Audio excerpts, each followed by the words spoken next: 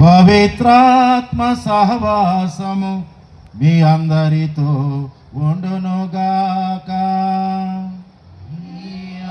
ఆత్మతోను ఉండునుగాక. క్రీస్తునాథుని యందు ప్రియులకు సహోదరి సహోదరులారా, ఈనాటి ఈ సాయం సమయమున అతి వైభవంగా జరగబోతున్న ఈ వివాహము రంగరంగ వైభవంగా కన్నులు మెరుగుట్లు వలిపే కాంతులు వెదులుతున్న ఈ సమయమున ఈ యొక్క దైవ ప్రాంగణములో మనందరం కూడా సమావేశమై ఒక అద్భుతమైనటువంటి పరిశుద్ధ వివాహములో పాల్గొనబోతూ ఉన్నాము.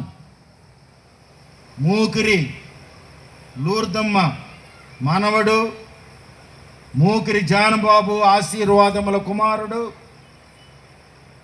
గాలింకి యేసేపు ఆశీర్వాదం కుమారుడు పృథ్వీరాజ్, గాలింకి యేసేపు సలోమి కుమార్తె అయినటువంటి కేసియా ఈ రోజున వివాహపు అంతస్తులో ప్రవేశించబోతూ ఉన్నారు.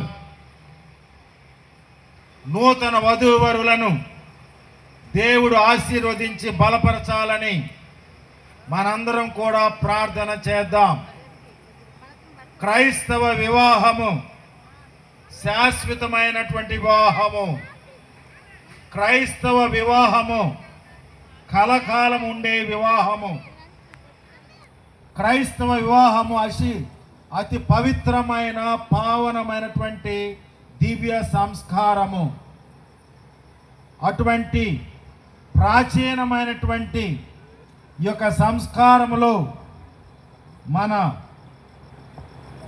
పృథ్వీరాజు కేసియాలు ఈరోజు దైవ సంఘం ఎదుట, శ్రీ సభ ఎదుట వారిరువురు కూడా ప్రమాణాలు చేయబోతూ ఉన్నారు.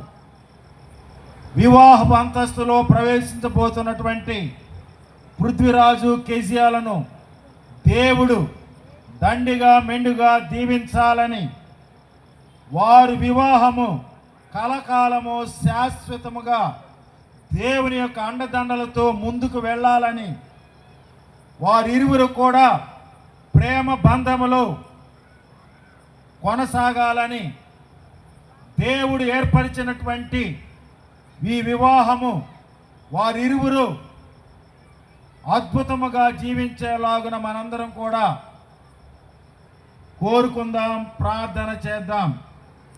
ఈ సమయమున దైవ గురువుల సమక్షములో దైవ సంఘము ఎదుట బహిరంగముగా పృథ్వీరాజు కేసియాలు ఈ యొక్క పరిశుద్ధ వివాహములో ప్రవేశించబోతున్న ఈ సమయములో వీరిరువురుకు పవిత్రాత్మ వరములను దయచేయమని, వారిరువురికి మంచి హృదయమును దయచేయమని, ఒకరినొకరు అర్థం చేసుకొని తమ యొక్క దాంపత్య జీవితంలో ఎన్ని ఒడిదుడుకులు ఎదురైనప్పటికీ అర్థం చేసుకుని